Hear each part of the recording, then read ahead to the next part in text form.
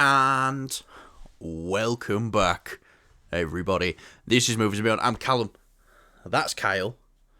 No, I'm Ken. He's Ken. Kyle, how are we doing today? Even though I've already seen you today. Yeah, very tired and very achy and very tired. Clarify?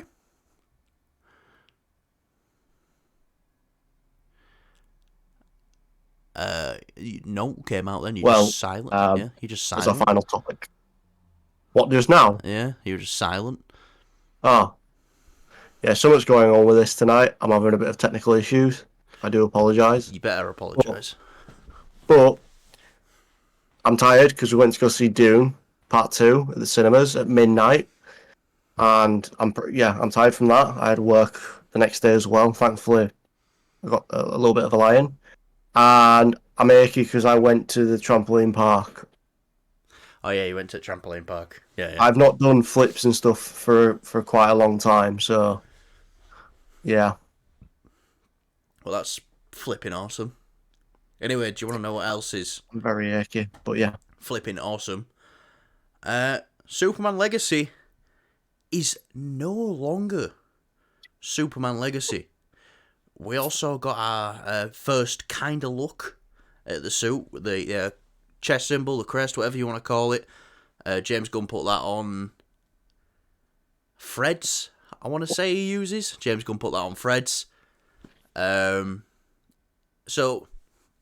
right, what do you think of the title just being Superman now?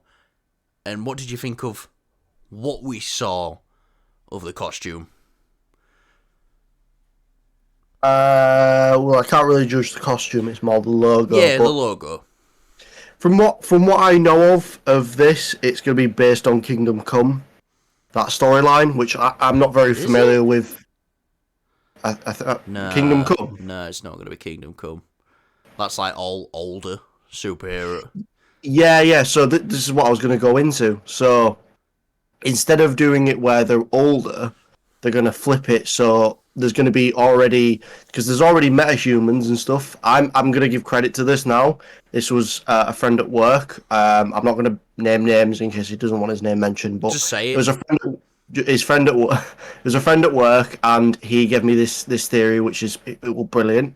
Obviously, if credit, like I said, I don't want to say his name because in case he doesn't want that. But his theory was they want to do that, but in sort of reverse. So there's already heroes in the universe that's already established, and James Gunn has come out and said that. So Superman's going to be the hero that, instead of coming back out of retirement, he's going to pave the way for how superhuman beings should be. All right. So it's like a reverse onto that. Which, if that's what they're going to do, I'm fine with that. That sounds like a really cool premise.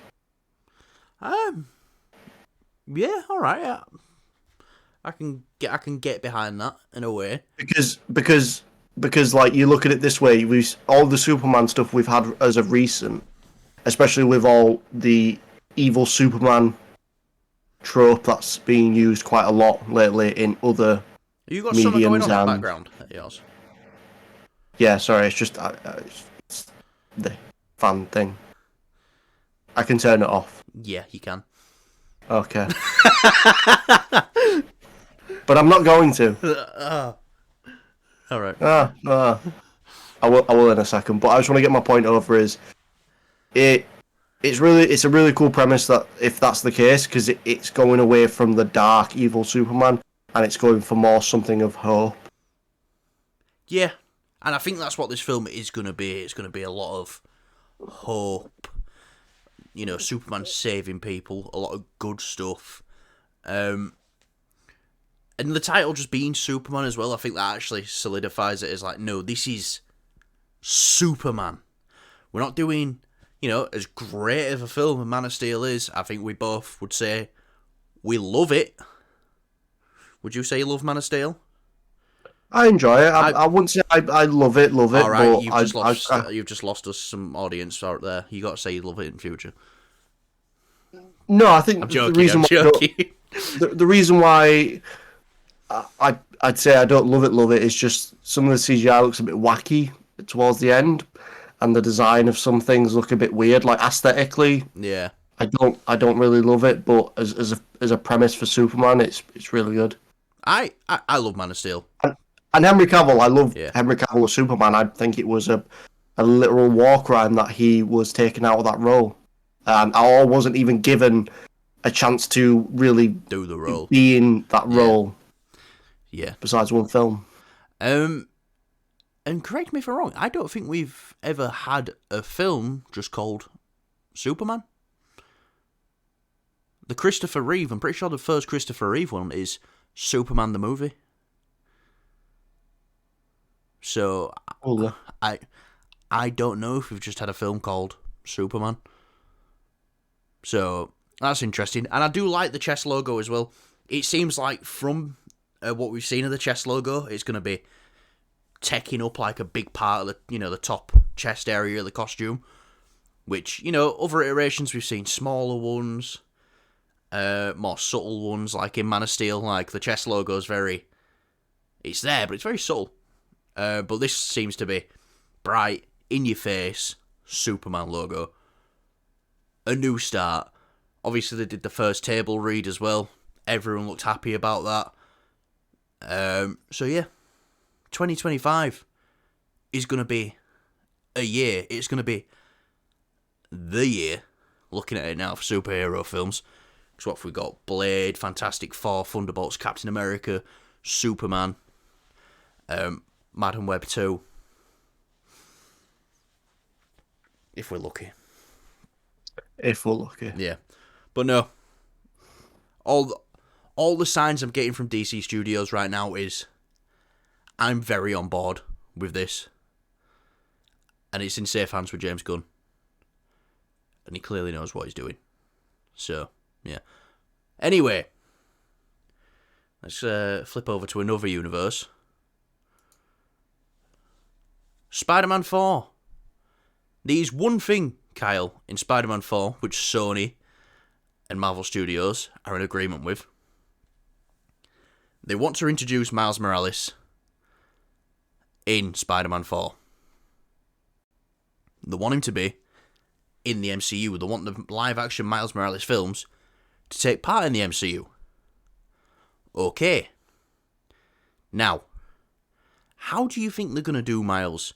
Do you think it's going to be a comic sort of Ultimate Universe meets our universe, or do you think they're going to go with a game route where, no, he's in that universe, and then we establish... I think he's in that universe. I also think that, and I also think, even though they want to introduce Miles Morales, I don't think he's anywhere close to getting powers in Spider-Man 4.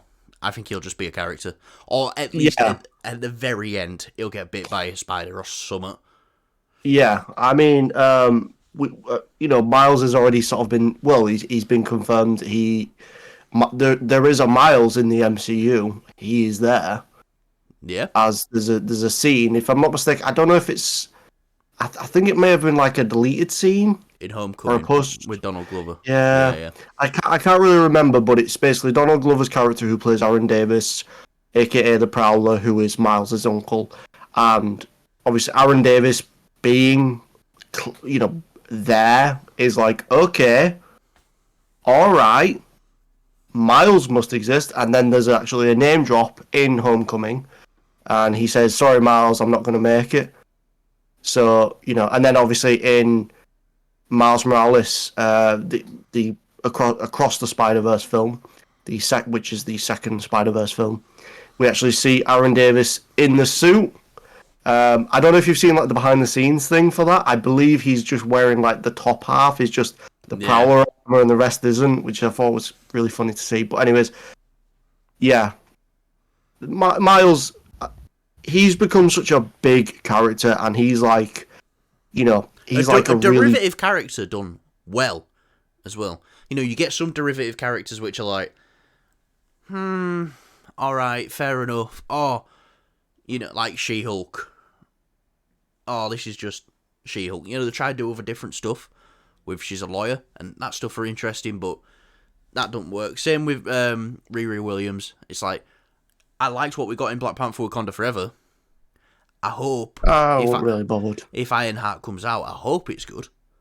I'd never hope for anything to be bad, but that character needs to grab me just a little bit more.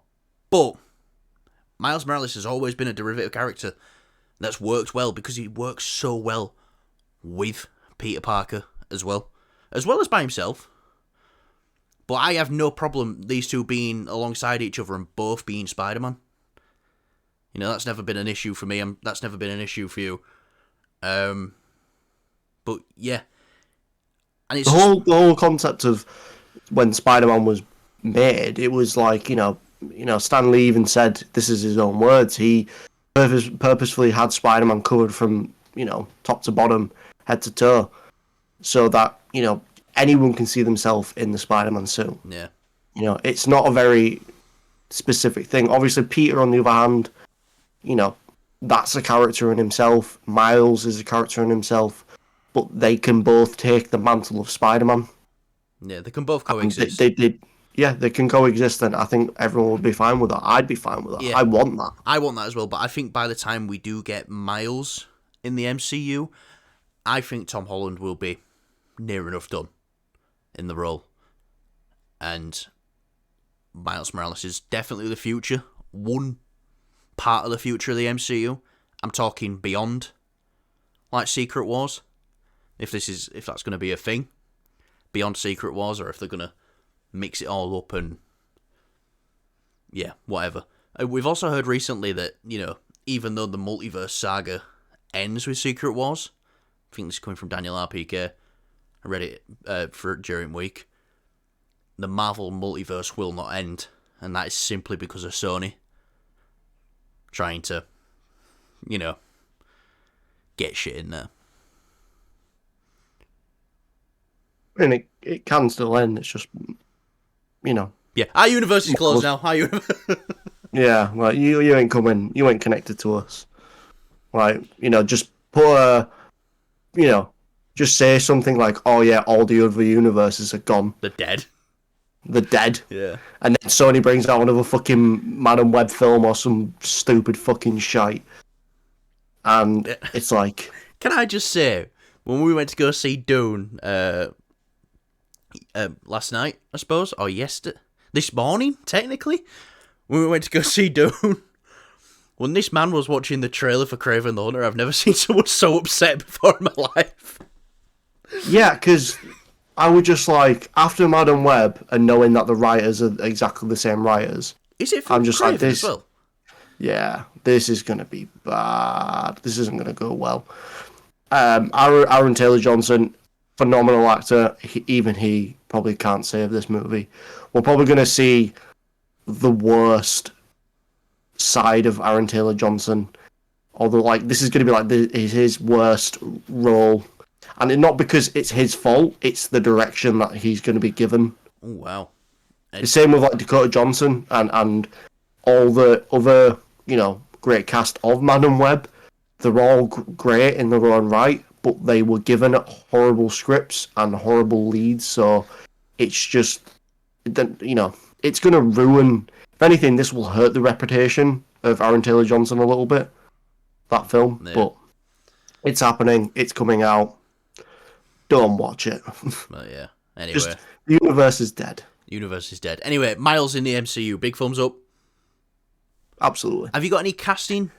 You know, there's loads. There's loads. I think this is one who's going to be. Yeah, this is going to be hard to cast because I think it's got to be someone unknown. Yeah, and we're talking 2 years from now. So I'd like to see. I'd like to see a nice mix between the game version of Miles Morales from the PlayStation exclusive game, and I'd also like to see a mix between the Spider-Verse version of Miles. Because Spider-Verse version of Miles, he's very, like, you know, he's just a really cool dude. Like, you know, he just seems like a cool guy. And so does the one from the game, but the game one is more into, like, he's more, you know, into his technology and stuff like that. Whereas just, you know, they are very different versions of the same character, in a sense. Like, but yeah. I'd like to see a nice mix between the two. Yeah, no, definitely. bring him on. Let Tom Holland mentor him for a film, and make sure there's enough swinging scenes, because we didn't get enough with Tom Holland, unfortunately. I think we're gonna get some now, though. Now that he's in New York, hopefully, yeah. He's he can't like Infinity War might be, and the beginning of No Way Home might be the only times he's swung through New York. So yeah, the opening of Spider-Man 4 needs to be like the opening to The Amazing Spider-Man 2. He needs to just fall out of the sky from nowhere. It's like, how the fuck did he get up there? Well, I mean, the Kevin Feige actually said this, I believe, I think it was like Amy Pascal, is don't have this big action piece at the start of your film. Yeah. Give it a couple of minutes at least. One thing I do want to say in regards to Amy Pascal, from what we've been reporting on Sony, is I've thought, Sony, I've been bunching them all up at once.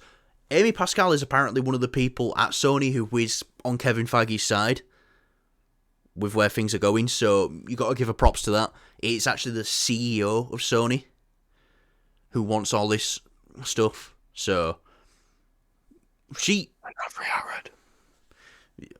Kyle's favourite person, so yeah, she's on Team Feige by the looks of things. But anyway, let's... You're a big Tron fan, aren't you, Kyle? I am. I'd also, just quickly, before we move to this next topic, I know, sorry, it's not going on about Spider-Man. It's a topic I thought you would have spoke about, because I thought it'd just be a nice little topic to talk about, because we're both like big fans of comedy. There is a Naked Gun reboot coming out, and Liam Neeson has landed the role of the main character, which I thought that's gonna be fucking hilarious. I'm really excited for that.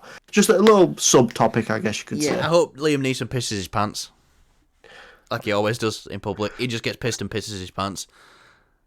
Have you not seen it? I've seen it. I sent you the pictures. Yeah, there's like a massive collection of pictures where this man has just pissed himself. Okay, I didn't know if they were real. I just sent them, so I just thought it's Liam Neeson pissing himself. Funny. He just pisses his pants. He gets pissed and just pisses his pants. That's awesome. I want to get old and just do that. Anyway. Old and famous. Yeah, you're a new Tron. You're a Tron fan, Kyle. I am. Jared Leto, he's starring in it. He's released the first image of his character's rear, by the looks of it. Tron Ares. It's coming out in 2025. He says, I'll see you on the grid. It's Troning time, yo. Have you seen the picture of his character? I've seen it, yeah. Yeah, it's, you know more about me. Because his character's red, does that automatically mean he's evil? No, because... So, in the original Tron film, you had Clue, the program that Kevin Flynn made, and he was orange, and he was also orange in the sequel film when he made Clue 2.0, I guess you could say, and he was orange. Tron was orange, was he, in Tron Legacy? Tron was orange in Legacy, yeah, because he was actually corrupted. So it's really, with the colour thing, it doesn't really indicate much. I think Disney just did, the orange colour because it's closer to red. It looks more like the bad guys, and they did the blue and the white for like signifying Bale and like Skull's lightsaber. Huh? Like Bale and Skull's lightsaber. Yeah, sort of like that. Yeah. And going into this, the original film, I think is just, I think it's a fun adventure film. I think it's great. And then they went a bit more in depth and deeper into the second one, which I still think is quite underrated. Yes, it's not a perfect film, but I think it's very underrated, and unfortunately it didn't do well at the box office. But I went to see it. I remember seeing it in the cinema, and I just loved it. It was a visual treat, and it had some deep things in the film. And unfortunately, it was one of those films where it just flopped. Or was it Garrett Hedlund? Was it? I couldn't tell you. You probably know this more than me. The name of directors and things like that. No, But the star of it. He always gets oh, right. he always gets Okay. mixed up with someone as well. Yeah, he gets mixed up with your boy from Charlie. Hold on, Sons of Anarchy. Yeah, he gets mixed up with him a little bit Oh yeah, sometimes. I've they seen. played brothers, didn't they, in that Triple Frontier? Yeah, I think so. Yeah. Yeah, yeah. Obviously, the way that they left that film was, oh, the grid's destroyed now, and the ISO, which is like this evolutionary being who isn't a bad guy, is in the real world now. So they're in the real world. They're going to need to go back to the grid, but who's going to make the grid? Is it going to be Sam? But I don't think Sam's showing up in this film. He might do. We don't know. But who's created this new grid? Because it's here. We've got it. Unless it's maybe Jared Leto.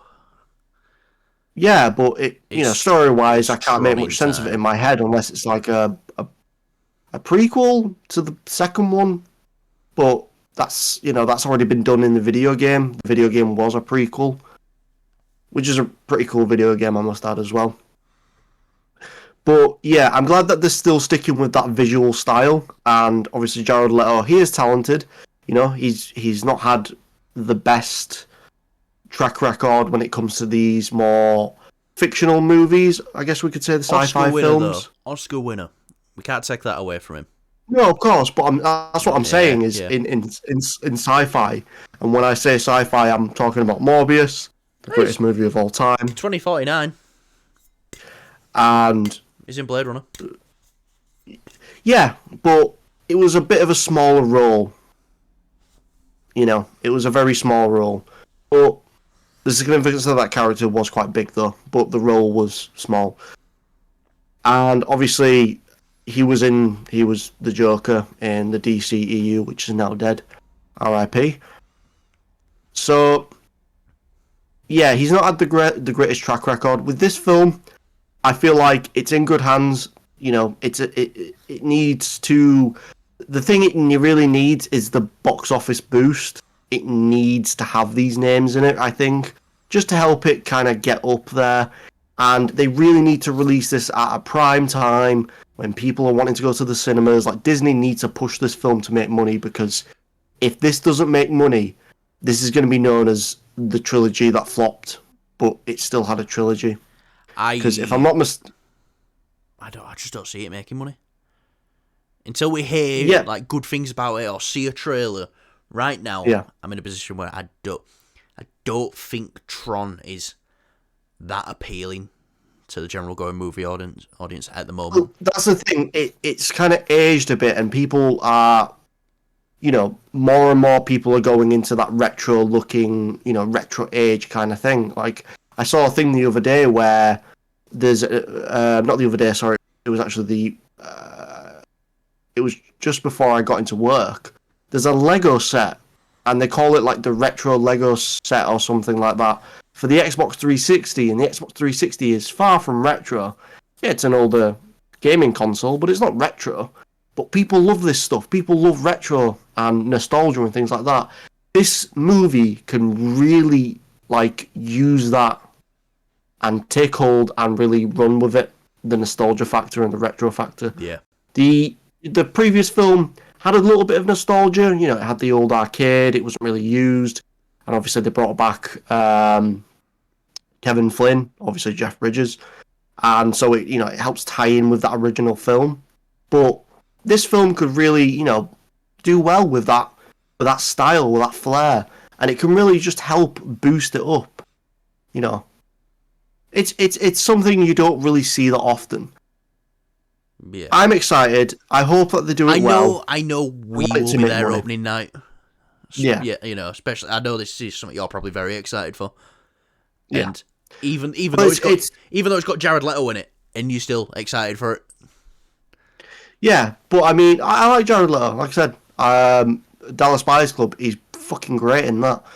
But the thing is, I'm left in a weird position with the story because it seems like they had a set plan for what they wanted to do, and because there was loads of like post-marketing stuff. There was a picture of Sam wearing Flynn Lives t-shirt that was like put online or something like that. It was supposed to like tease the next film, and we never got the next film to that. So, while this is the third film of the franchise, it's They all seem very disconnected, don't they? It's like, yeah, they're all disconnected, but when you watch the film, it's like, oh no, it's literally connected to it. Yeah, it's like so that's trilogy with like the longest breaks between it. But yeah, I think this movie could be good, and I hope it's good. And obviously, they've spent a lot of time really refining it, and they had to, unfortunately, cancel making the third one. I don't think they ever officially announced that they were cancelling it. But there was supposed to be a third film, and we never got it. Shortly after Legacy, and we just heard nothing for years and years and years. 2012 or 2011 Legacy came out. I think it might have been 11. But I will run the numbers on that. And but yeah, I mean, have you seen the original? I have a long time ago. My dad loves it. It's great. I'm 2010 probably Legacy. Was it? Wow, fucking hell, God, we're getting old. Doesn't seem like that long ago. And I kind of like Legacy as well. But yeah, no, the original, I must have been. See, that's weird because if I say I must have been 10 when I saw the original, I was 10 in 2010. Well, 11, 10 years old. So yeah, I probably did watch it around about the same time as Legacy. But yeah, fucking hell. The original came out in 1982. Yeah, prime real estate for my father. Yeah. Yeah, but like I said, the original is great. I think it's a fantastic adventure film with some, great. It can be a little jarring at first, but you can really get into it. And then the second film bolstered that and tried to push a much more kind of like what Blade Runner does with the whole makes you think kind of film. I think that's what Tron Legacy tried to do, but it needed to be a bit flashy to have, to try and make people go see it kind of thing. Because at the end of the day, these Tron films are aimed at kids, with the whole bikes and things like that, and computers and stuff and games. So they have to really put that, put a big emphasis on that stuff. I would like to see a Tron film that's more like a Blade Runner film, where it's like, oh, you've got this really interesting world, and all these crazy things can happen, and you've got all this crazy action that you can do, but it's not about that. It's about these things in this world. Yeah, no, definitely. I mean, I don't want to say I'm excited for it, but I'm there. If you know what I mean. Opening weekend, I'm there. I'm excited. You know me. You know me. I do know you a bit too well. Why was I gonna turn it off then? No, we need one more thing we need to do. The thing we have been waiting for. Yeah. Dune Part 2. We saw it last night, this morning, technically. I don't care. I don't want to get caught up in the minutiae of the whole thing. But we've seen it. It's out right now, so we're going to try to talk about it non-spoilery at first, and then we're going to get into spoilers just to give people that chance. So, Kyle, what's your... I've seen you today already, but we spoke about it a little bit, not too much. What are your overall thoughts of... Like, let's say you've just got out of the cinema. What's your quick thoughts of Dune Part 2? I think the first thing I said to you was, because, I don't have to say it's good. It's obviously fucking good. It's great. I don't have to say that. My thing is, it's a little overwhelming. I'll put it that way. Yeah. And, it's a big universe, and it's a big film. Oh, I told him something before we went to go see it. I think kind of played with your head a little bit, actually, hasn't it? Not really. It would just, I mean, if you're on about the actual thing that happens in universe, yeah. I thought I was more of, oh my god, this universe is really fucking big. Like, it is massive. It is massive. I I'll be honest. I feel like this film, it's so good, and it's a very lengthy and bulky film that I am really surprised it's all in one film. I'm really surprised they didn't break this up into another part, because this could have easily been spread over to a part 3, but they didn't do that. They managed to get it all in this film, and yes, it's quite long. I said this to you, Callum, today. It's a very long film. If you compare it to sort of like Endgame in the length and the the flow of the film. Length and perception of the length. So, yeah. Endgame is a very long film, but when you watch it, it does not feel that long as it should be. This film feels like it is very long. It feels like you're watching almost, 3 hours, something like that. Yeah. Over 3 hours. Obviously, the film isn't 3 hours. But you want to sit there for 3 hours and watch it. But yeah. It's and can we it's just good, can we just say, because just before you move on to the next thing, just so people don't go, why are you comparing it to Endgame? I think we can both agree that this is a better film than Endgame. Yeah, it is. No, I'm not on about Endgame as in the story and stuff like that. I'm not comparing it in that sense. Just about I'm comparing perception it of time and stuff like that. Yeah, I can't think of the word of it, but it's I can't think of the word of it. It's something to do with when you perceive things, and you like I said, when you watch Endgame, you feel like it goes very quick, and it doesn't feel like a very long, nearly 3 hour film. This does. This feels almost sort of like longer, but it's a good thing, because what I mean by that is, in a good way, is because it feels meaty. Like, there is not a scene here that's wasted. There is stuff in every fucking scene that you can just jump into and talk about and really sort of like get into. It feels more like... do you know what? It felt like I binge watched a massive show. That's what it feels like, in a sense. Because there's so much content in here. There's so much lore and depth. The first one did a great job of sort of slowly trickling you into this universe. Obviously, Guillermo's, I can't pronounce his name, but the director, he did Blade Runner. Denis Villeneuve. He didn't pull any punches. He didn't try to, slowly introduce that film and that film's universe, because it's already established. With the first one, I feel like he tried to do that. He just brought us in quite slowly, nothing too crazy. And then, obviously, in the sequel, he's just gone, right, fuck it, this is everything. Yeah. I'm not pulling back anything. I'm not explaining anything. If you know, and you're a Dune fan, and you're a lover of sci-fi, you're gonna love it.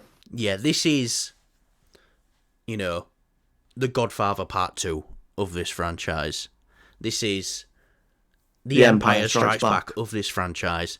This is going to be in that, area now forever. The sequel, that's much better than the first. I love the first as well. But this film is fantastic. I don't know if I'm going to see another film this year that's better than this. I don't know if I'm going to see another film that's better than this for the next 5 years. That's how good this film is. I'm going to say something. I would like to just say this, but I want this to be taken not out of context. I love A New Hope. It's my favourite Star Wars film. All right. No, that's fine. I get it. Empire is technically better, and it is the better film overall.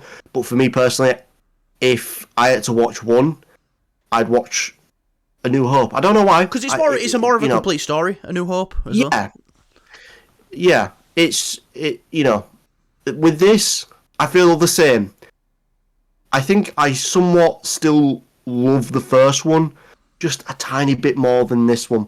I'm only saying that because I've only seen the sequel, part 2. We're going again Sunday. I think we've got to go again Sunday. It can change. It can easily change this. Going to see it again, because I loved the first Dune when I first saw it. I didn't know half of the stuff that they were talking about, and then I sort of watched it again, and then watched it again, and then watched it again, and I just loved it more and more and more. And this is a film where it's like, I already love it to that point. I'm gonna even love it even further, and when I rewatch it kind of feels again. like, we're finally getting the the third act to a film we would love anyway. And it's just a 2 hour and 45-minute long third act. Yeah. And it's, you know, I'm not going to say which scene it is in particular, but there's a scene in this which made me think Timothée Chalamet needs an Oscar for this performance in this. It was fantastic. I was just watching it because I'd heard people talking about his performance and like going through the film. I was like, all right, yeah, he's good. But then when he gets to this certain point, it's like, yeah, when he gets to that certain point, oh my fucking God, he's showing me things that are wow. Yeah, and he goes from like, you know, this, you know, I'm not going to go into spoilers, but you know, you see him as like, oh, he's a good actor, you know, given that. He's great. And then when it gets to this certain point and, you know, his character sort of shifts, it's like, fucking hell, like... This is what a great actor he is. He just played Wonka, and he was great in that. I went to go see that with my little cousin. He were great, he were fun. It was a fun film. It was nice seeing him on screen. He was this nice, gentle guy. Yeah. You wouldn't. Towards the end of this film, I was like intimidated by his performance. Yeah. Yeah, because you know, I watched Dune 1 and Dune, you know, and it's like, how are we supposed to believe that this guy's going to become this leader? You look at him and think, I go fuck him up, but then it's like after this, no.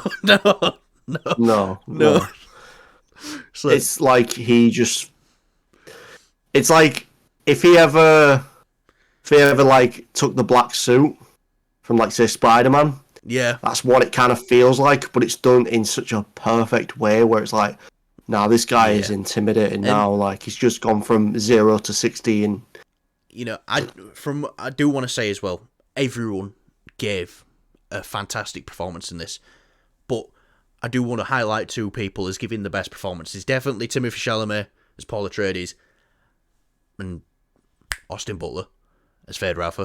Oh my God, he was great as well. He was creepy as fuck, and it worked so well.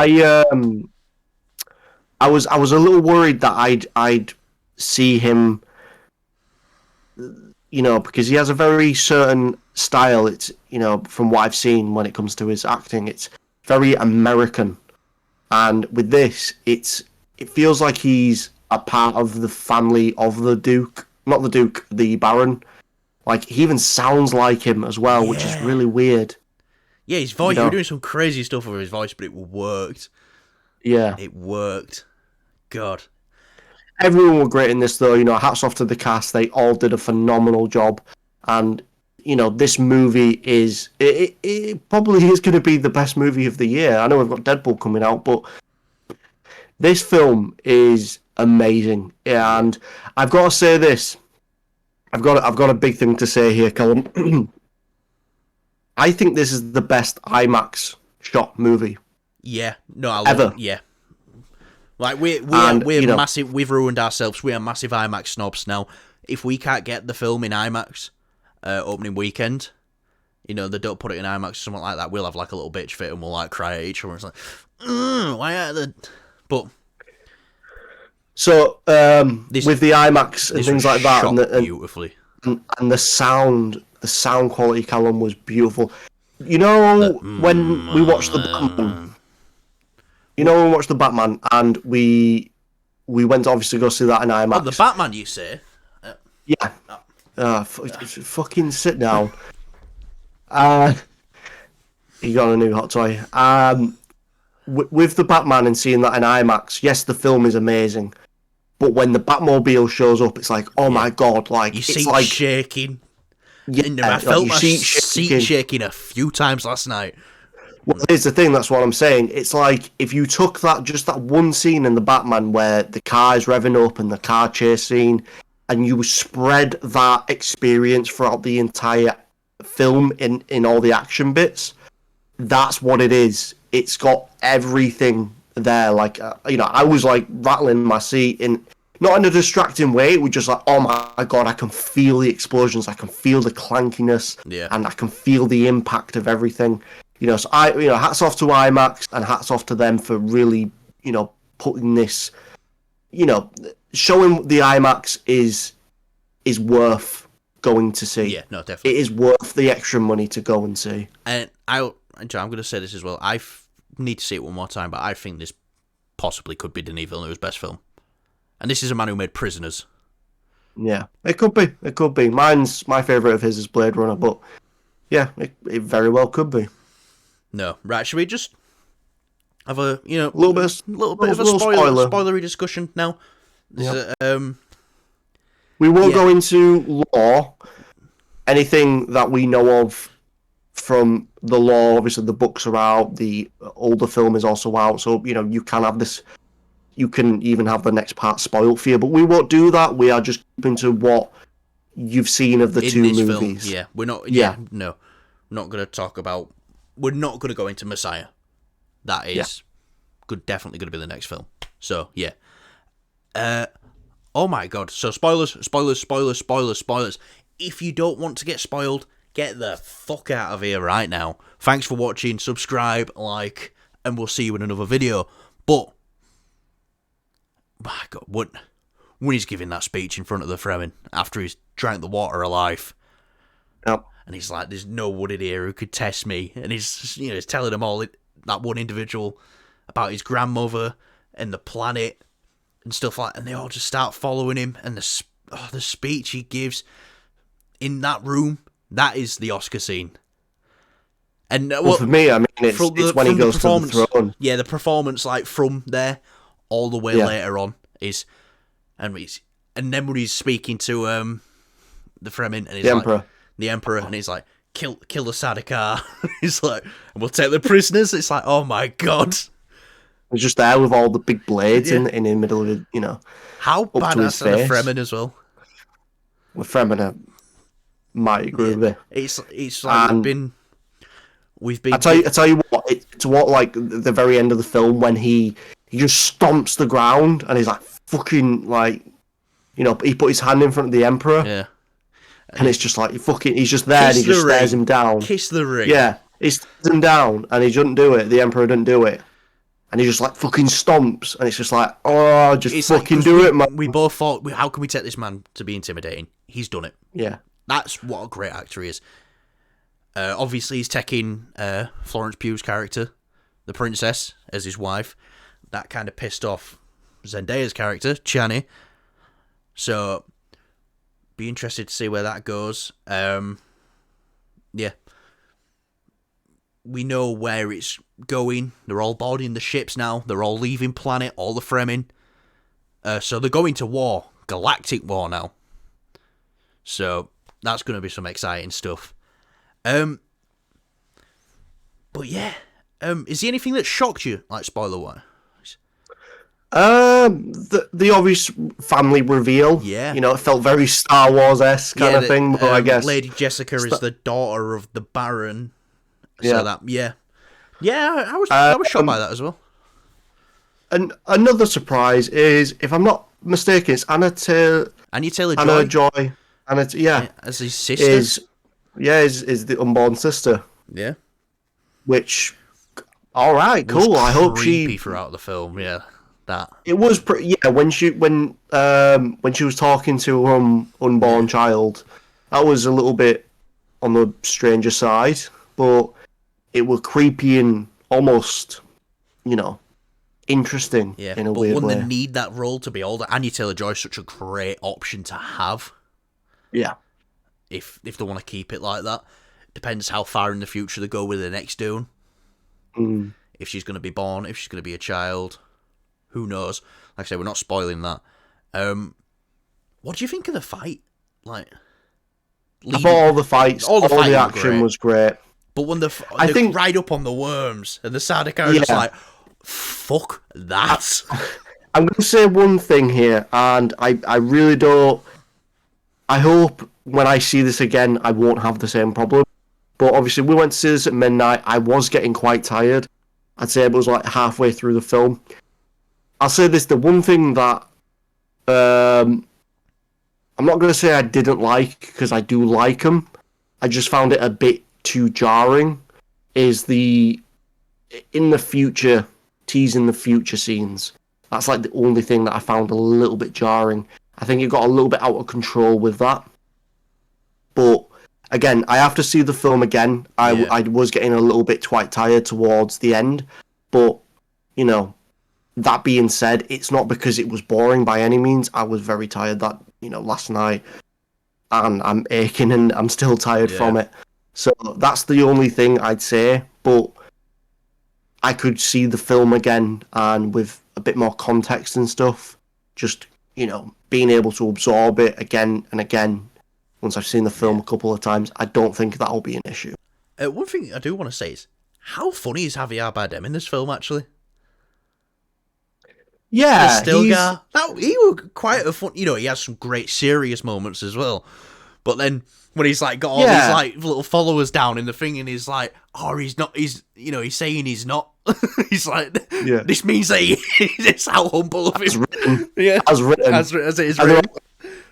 Yeah, got his group of crazy old men with him. So yeah. But no, he was great. Again, everyone was a standout role. Everyone was standout in their roles, and he does seem like he's changed tone a little bit. But you can put that as, he thinks he's found the one. So it's like, why wouldn't it be more happy about himself and exactly. a bit more happier towards life and excited? How willing he is for Paul to kill him as well, and He's like, you must kill me so you can speak at the thing. He's like, no, I'm not. He's like, I don't care what you believe. I believe. You need to do this. And it's like, wow. That was great. Another great line as well is when he's having the chat with Gurney, and Gurney's like, use the prophecy thing. Be the prophet. And he's like, my visions lead to horror. And he's like, why? Because you lose control. And he's like, because I gain it. And you can see that, and he does the thing he doesn't want to do. Actually, had that ruined for me in I don't know if it was a TV spot or one of the trailers. I think it was in one of the trailers as well. Yeah, I think in the whole context of the film now, it just makes so much more sense. Yeah, I think when the next film does come out, I think this is something I'm going to avoid all for. Yeah, I know you'll want to react and talk about the trailers, but I probably won't be able to. I really just want to go into the next one now fully blind, because again, I just want to have these moments of watching the film, and because I don't know where this goes. I've not read the, because I've not seen the older film. I don't know much about it. I know you told me a little bit about something about the law in the past before the movies happen, which I'm fine with knowing. It's anything in the future I don't want to know. I know it's like ruining Game of Thrones. I know one thing about the future. Yeah. And it's, So I'm not going to say anything, but yeah. Anyway, we're here. Dune Part 2 might be... I think I know as well, actually. I think I know. Just from Zara's reaction at certain points in the film, I'm like, that's kind of signifying something there. So yeah, anyway... Dune Part 2. Go see it in IMAX. Go see it. Go see it twice. Go see, if you're lucky and you've got a Dune Part 1 and Part 2, double bill. Go watch that. If you love sci-fi, if you love, Game of Thrones, it's putting these two sort of worlds together, I guess. It's phenomenal. It is. It really is. It's the perfect sequel. What would you rate this out of 10? I think I'd give it a 9, but when I rewatch it, after just kind of letting things sink in a little bit better, and obviously not being tired from watching it at 3 a.m, it could easily be a 10 for me. I'm sitting at a 9.5 right now. This film is fantastic. Like I said, this might be the best film I've seen in the last 5 years. It might be the best film I see for the next 5 years. That's how good this film is. And especially when you put it with 1 and Part 2 together, it's such a beautiful story altogether. Them two films together, and they work so well together, because we did just watch 1 before we went to go see 2. Yeah, but it also does that thing of, like, Part 1 did the great thing. It was clearly a Part 1 from the get-go. Obviously, due to behind-the-scenes stuff, they couldn't really shoot these back to back, but it was clear that it was they didn't now. Yeah, But it's what I want to say is it definitely feels like a part one, but at the same time it feels like a nice complete movie, and so does this. This obviously with that where they leave it towards the end, they're obviously setting up for the next one. But it as a whole package, you've got a great film here. And then when you include the first one, you've got a phenomenal, like the ultimate package. The ultimate sci-fi adventure. No, definitely. Yeah. So yeah, 9.5 out of 10 for me. 9 out of 10 for Kyle. We will see it again this weekend. Definitely. But yeah, right. Anything you want to add before we go, Kyle? No. Nope. Right, definitely. Me neither. We've been Movies and Beyond. That's Kyle. I'm Callum. Let us know down below what you thought of Dune if you saw it. Dune Part 2, I will say. And yeah, like the video, subscribe to the channel, leave a comment, and most importantly, stay shagging, shaggers. Do you want to jump on that? Not really, no, because that's not really our trademark. Stay saying. Should I get my Batman? Just fuck off. All right. That Batman. See you later.